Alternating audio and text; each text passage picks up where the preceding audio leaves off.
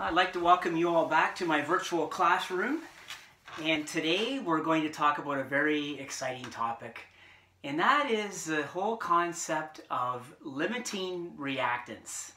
Now, this could be looked upon as one of the more challenging concepts in chemistry, but I think I have a unique way of presenting it in a way that's relatable to high school kids. So I'm going to give you my very famous dance analogy. And I know, who knows when our next dance will be. It's hard to think that far in the future, but I do remember some of my dances when I was a kid. I was quite shy, believe it or not, and often found myself in the back of the gym holding the wall up, kind of like this, while other kids were dancing. And it made me kind of sad, but at the end of the day, even though we refer to ourselves as wallflowers, I would like to think that we were just more selective regarding who we dance with. So I'm going to talk a little bit about those kids and also the kids that dance on a regular basis. So my famous dance analogy, it's based on section 7.3 and 4 in the book. Here we go. So we've got two groups of singles here. We've got 20 A's and 10 B's showing up at a dance. And those are our singles. And you can see that there are more A's than B's.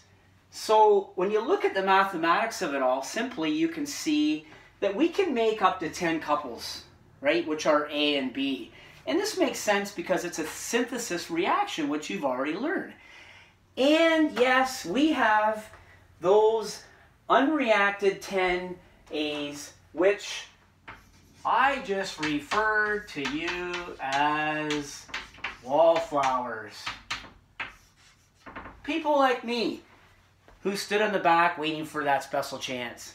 They're unreacted at this point. So that's our system.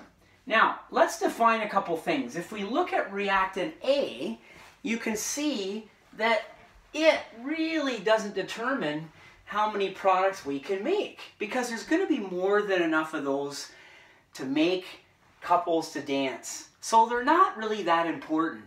On the other hand, reactant B is important, because when B's all used up, we can't make more couples.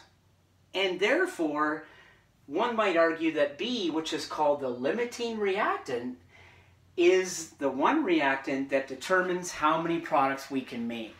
So this analogy works perfectly fine in the chemistry lab, because if you think about it, it's really unlikely that you're going to have just the right amount of A and B to make products. Just like at dances, you're always going to have some couples up on the floor and some singles that are not dancing. And that process can go back and forth. So this is my dance analogy. Reactant A is in excess, not to be confused with the band, but there's more than enough of A, so we really don't worry about it. B, on the other hand, is the limiting reactant. Yes, it determines the overall theoretical yield of the reaction. And the theoretical yield is what you would get in a perfect world. And we'll get into that more another time when we start looking at the yields of a reaction.